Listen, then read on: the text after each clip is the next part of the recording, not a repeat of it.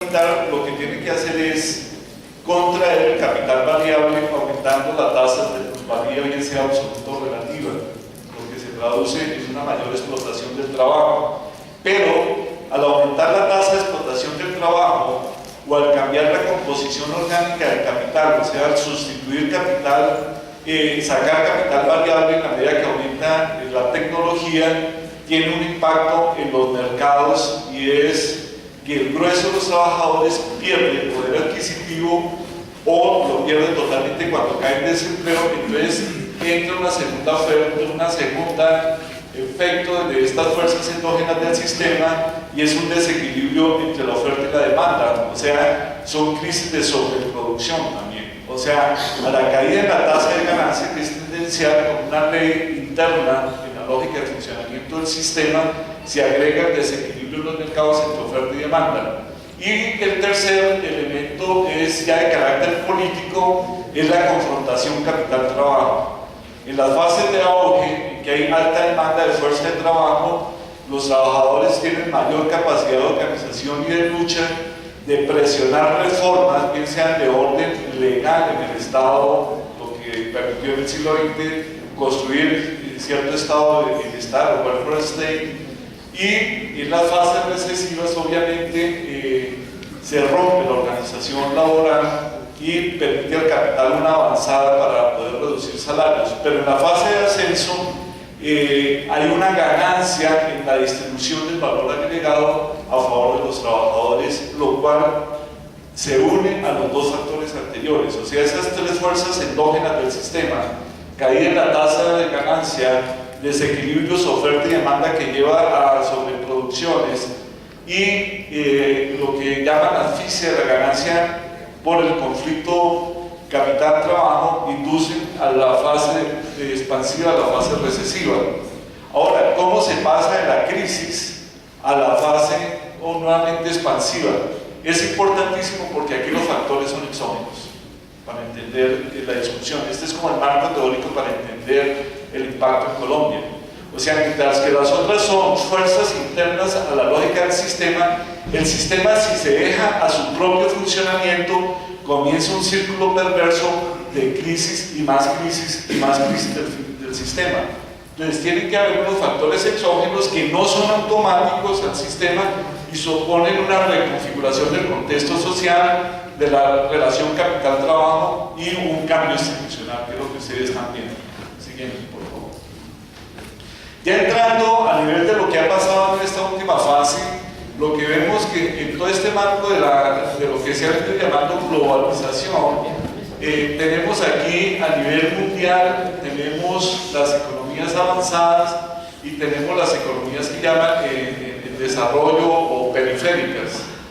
Están nombradas así por lo que es un cuadro sacado del Fondo Monetario Internacional, y lo que nosotros vemos es que de alguna manera veníamos de un periodo relativamente de estabilidad de la economía mundial, pero que jalonó con mayor fuerza las economías periféricas. O sea, en la medida que los países del centro tuvieron un rápido crecimiento, una alta demanda de energía y de materias primas que favoreció a los países periféricos, o sea, el carbón, petróleo, estaño, níquel, todo eso tuvieron valores históricos muy altos que favorecieron estas economías. Es el caso de Colombia durante la administración Uribe, que su primera administración y la mitad de su segundo periodo administrativo tuvo la suerte de contar con una gran bonanza económica en la medida que son países exportadores de recursos primarios. Y esto es lo que se le ha llamado la luna de miel de la globalización. O sea, hubo una luna de miel en que crecían los países del centro y jalonaba mucho más rápidamente el crecimiento de los países periféricos.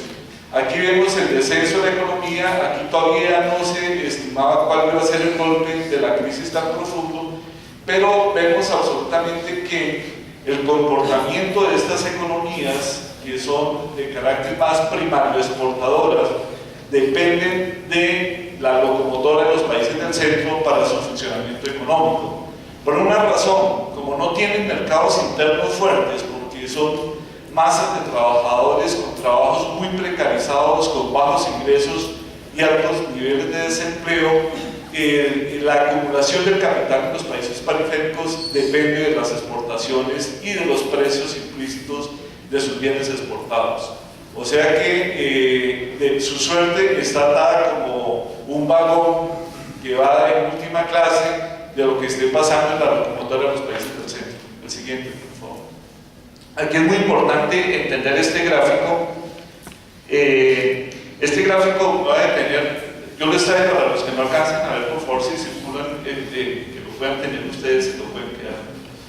¿Sí?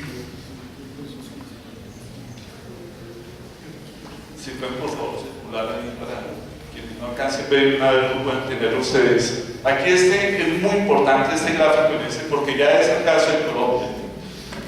Estamos y tenemos desde 1980 hasta el año 2009. Entonces, para que entendamos, es muy importante que esta línea amarilla que ustedes ven punteada, esta línea punteada amarilla que están viendo ustedes, es el PIB mundial. De los 200 y pico de países que hay en el mundo, es la economía mundial desde 1980 y corrobora la tesis que les digo a ustedes, que es una economía mundial muy inestable, que no ha logrado recuperarse de los choques petroleros de los años 70, de la fase recesiva de los 70. Como pueden ver, es con altísima inestabilidad, pero con una tendencia absolutamente decreciente, que es una crisis que viene desde finales de la década de 1960. No ha podido tener el capital una gran recuperación, a pesar que han habido cambios tecnológicos muy fundamentales en los últimos 40 años, que ustedes pues, son muchachos y muchachas hijos de estas nuevas tecnologías, de la microelectrónica, de la informática, de la química fina, de los nuevos materiales, de la robótica, de las biotecnologías, de los biocombustibles. O sea que todo esto tiene que ver, grandes olas que, como señala Kondratiev, impulsan de alguna manera las dinámicas de acumulación en el capitalismo, pero que muy rápidamente se han agotado.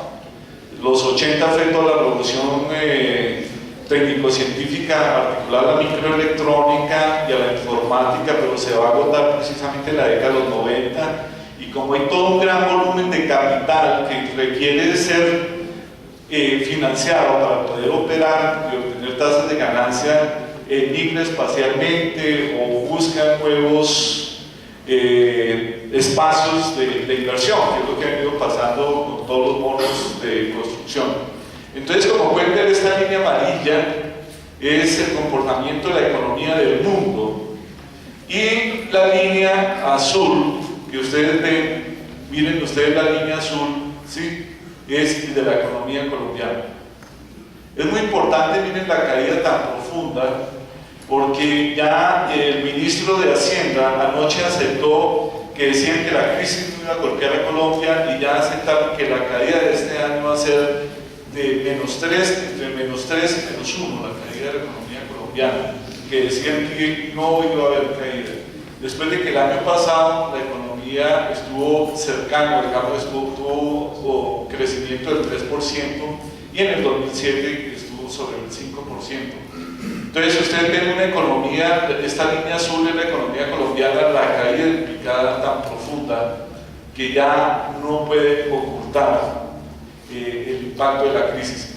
Pero aquí ustedes ven, al comparar esta danza entre la economía mundial y la economía colombiana, y es que pequeños movimientos de la economía mundial tienen impactos mucho más grandes, o sea, los impactos son amplificados en estas economías débiles.